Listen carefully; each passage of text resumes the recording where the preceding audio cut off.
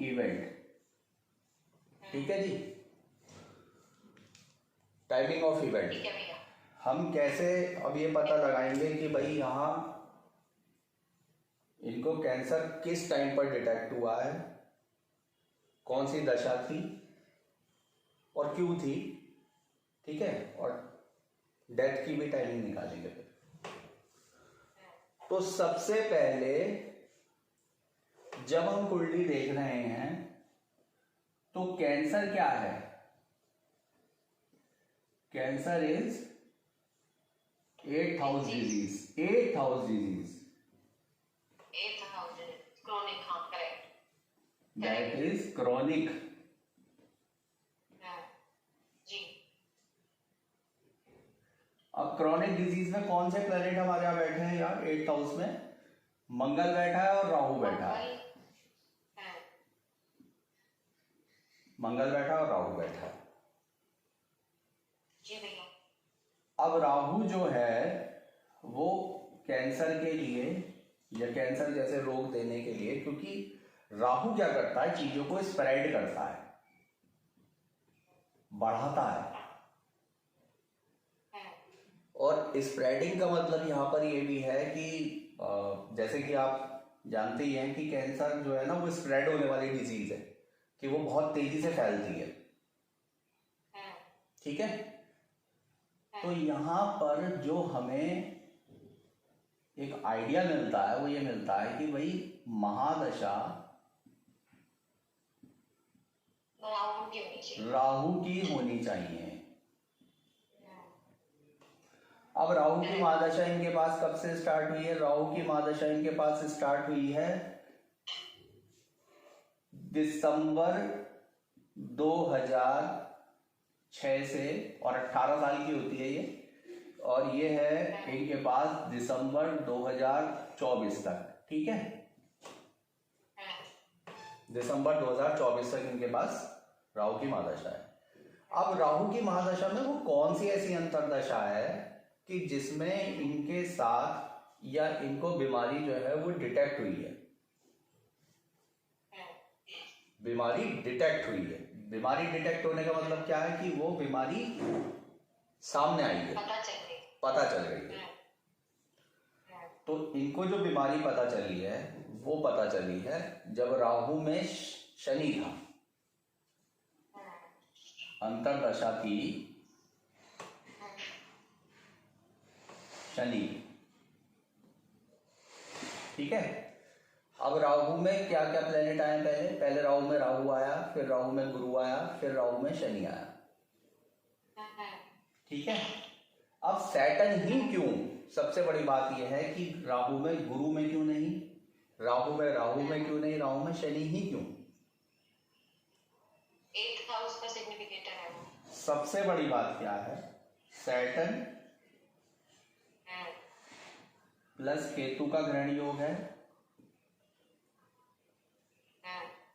Mars plus Rahu का ग्रहण योग है। राहु केतु चूंकि आमने सामने होते हैं तो ग्रहण योग दोनों कनेक्टेड हैं, ये यहाँ है, यहाँ है। तो भाई या तो राहु में शनि की अंतरदशा हो या मंगल की अंतरदशा हो, तभी तो ये एक्टिवेट होंगे दोनों, कोई सा तो। फिर अभी आपने वर्ड यूज करा, हाँ, अभी आपने वर्ड यूज करा कि सैटर्न ही क्यों? क्योंकि सैटर्न जो है वो 8th हाउस का ओरिजिनल कुंडली में, काल पुरुष कुंडली में कारक है, कारक of 8th house. 8th house मतलब क्रॉनिक डिजीज। तो राहु और शनि की महादशा अंतरदशा में इनको कैंसर जैसी खतरनाक बीमारी डिटेक्ट हुई। अब बात आती है प्रत्यंतर दशा की कि प्रत्यंतर कौन सा चल रहा था। तो इनका उस समय पर जो प्रत्यंतर चल रहा था वो चल रहा था राहु में शनि और शनि में सूर्य, राहु शनि और सूर्य, डेथ के टाइम पे? नहीं, अभी हम केवल बात कर रहे हैं बीमारी डिटेक्शन की। डिजीज जब डिटेक्ट हुई थी। ओह अच्छा। Detection, detect of disease. अच्छा। राहु शनि सूर्य, सूर्य क्यों? सूर्य इस प्रकाश, मतलब कैंसर जैसी जो डिजीज होती है वो आपको पता ही है, कैंसर की जो डिजीज होती है वो डिजीज होती है हिडन, पता नहीं होता आदमी को, एकदम से अचानक से पता चलता है। अचानक वर्ड इसलिए यूज हो रहा है क्योंकि 8th हाउस है, 8th हाउस सडन चीजों को बताता है। सूर्य इस प्रकाश, तो यहाँ जुलाई 2013 में जब राहु में शनि में सूर्य चल रहा था तो इनकी बीमारी डिटेक्ट हुई। ठीक है, बीमारी जो है वो डिटेक्शन हो गई इनकी कि भाई इनको कैंसर है। अब ठीक है, मंगल बैठा है यहाँ पर तो कीमो वगैरह वो सब चीजें तो होंगी ही होंगी क्योंकि 8th हाउस में मंगल बैठा है। ठीक है, अब मेन बात ये आती है कि इन्होंने इस बीमारी को कब तक जूझा और इनकी डेथ का जो पार्ट है वो कब आया है। तो बहुत स्पष्ट सी बात है कि कैंसर इनको डिटेक्ट हुआ और नो डाउट इनको कीमो वगैरह भी सब कुछ हुई, तो इनके पास दशा वही सेम राहु शनि सन शनि 2013 शनि क्योंकि 8th है, 8th हाउस लॉर्ड है। ठीक है, और और प्रत्यंतर दशा नहीं, सन तो यहाँ खत्म हो गई, सन तो खत्म हो गई थी 13 में, जुलाई 13 में। इनकी डेथ हुई है फरवरी 2014 में। फरवरी 2014 में इनके पास जो प्लैनेट चल रहा था राहु शनि और फिर से राहु। ठीक है, राहु शनि राहु। राहु शनि राहु। अब राहु शनि राहु क्यों चल रहा था उसको थोड़ा सा समझ लीजिए। देखो, कुंडली के अंदर सैटर्न, राहु तो आपको समझ आ गया कि क्यों चल रहा था। सैटर्न जो है वो 8th हाउस का कारक है, पहली चीज। दूसरे नंबर पे सैटर्न जो है धनु लगन की कुंडली में जब 9 नंबर की कुंडली से शुरू होती है वहां पर भी वो मारक होता है, 2nd हाउस का लॉर्ड होके। ठीक है, 2nd हाउस का लॉर्ड है वो। तो 8 भी हो गया, 2nd हाउस का लॉर्ड। 2nd हाउस का लॉर्ड भी हो गया। अच्छा, राहु शनि राहु से पहले राहु शनि मंगल चल रहा था, तो वो मंगल भी डेथ देने के लिए तैयार था। ऐसा कुछ नहीं है कि मंगल नहीं दे सकता था, यहाँ पर राहु शनि मंगल भी दे सकता था, मंगल भी दे सकता था, मंगल भी दे सकता था। लेकिन यहाँ इनकी डेथ राहु शनि राहु में हुई है क्योंकि यहाँ पर क्रॉनिक डिजीज की बात थी। मंगल, मैंने हमेशा बताया कि Mangal will give death, Mars will give death suddenly. अच्छा। भाई मार्स जो है वो अचानक से डेथ देता है, लेकिन यहाँ चूंकि कैंसर था तो इनको तो पता चला, फिर उसकी कीमो वगैरह हुई तो अचानक कुछ नहीं हुआ। भाई आप ऐसे देखो कि जुलाई 13 में डिटेक्ट हुई और फरवरी 14 तक का टाइम उनको मिला, फरवरी 14 तक का उनको टाइम मिला। जी भैया, क्या कौन सा कैंसर था इधर? इनको कैंसर जो था एक्चुअली में वो 8th हाउस का कैंसर था बेसिकली। 8th हाउस किसी भी फीमेल कुंडली के अंदर यूट्रस या कोई भी, जिसे कहना चाहिए कि नाभि से नीचे, पर वो तो भैया यूट्रस रिमूव कर देते हैं, बिल्कुल ठीक हो जाता है, बाहर नहीं नहीं क्या होगा? नहीं, वो एक्चुअली ना वो पहले से ही जन्म ले रहा था।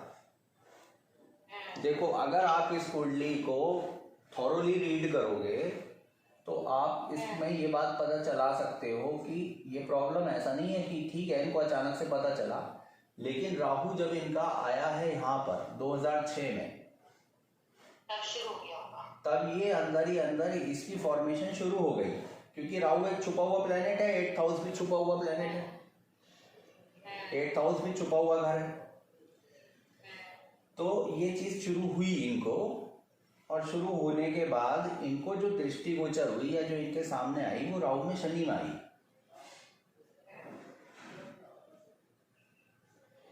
दूसरी चीज, जो बात अभी आपने बोली कि भाई ठीक है वो तो यूट्रस रिमूव हो सकता था या कोई भी और अच्छी कोई मतलब मेडिकेशन दे करके ठीक हो सकती थी, वो जब हो सकती थी जब लगन और लगन लॉर्ड ये बृहस्पति पीड़ित ना होता, ये स्ट्रॉन्ग होते थे, ये स्ट्रांग होते। अब बृहस्पति यहाँ पर, बृहस्पति के ऊपर डबल मार पड़ी हुई है, शनि देख रहा है, सेकंड लॉर्ड मारक होके, 6th लॉर्ड होकर के, रोग का मालिक होकर के शुक्र वहां बैठा है, शुक्र उच्च का बैठा हुआ है, ताकतवर है। तो इतनी सारी चीजें होने के बाद बृहस्पति जो है वो काफी कमजोर पड़ गया, बहुत कमजोर पड़ गया गुरु। तो यहाँ पर इनको गुरु बचा नहीं पाया, गुरु की मतलब लगन जो है वो कमजोर पड़ गया। इसके अलावा 8th लॉर्ड मून यहाँ बैठ गया, 8वें का लॉर्ड क्रॉनिक डिजीज लगन में लेकर के आया हो। मतलब क्या कह रहा है कि जब नेटिव का जन्म हुआ है वो तभी क्रॉनिक डिजीज लेकर के आया, पैदा हुआ है कि भाई उसको क्रॉनिक डिजीज से जाना है, क्योंकि जब हमारा जन्म होता है उसी समय हमारी मृत्यु भी तय हो गई कुंडली के टाइम पर ही। तो ये एक तरीका है जिसमें कि आप ये देख सकते हो कि कौन सी दशा में क्या चीज ऐसी हो सकती है, खराब हो सकती है। लेकिन सबसे पहले किसी भी निर्णय पे पहुंचने से पहले, किसी भी डिसीजन पे होने से पहले, सबसे पहले जो आपको फोकस करना है लगन और लगन लॉर्ड पर ही फोकस करना है। अगर ये पीड़ित नहीं है, ये पीड़ित नहीं है, ये अफलिक्टेड नहीं है, तो फिर उस कंडीशन के अंदर जरूरी नहीं है कि उस बीमारी से या उस परेशानी से उस व्यक्ति की मृत्यु हो जाए। मृत्यु जब ही होगी जब ये लगन लॉर्ड जो है ये वीक पड़ेगा। सबसे इंपॉर्टेंट बात।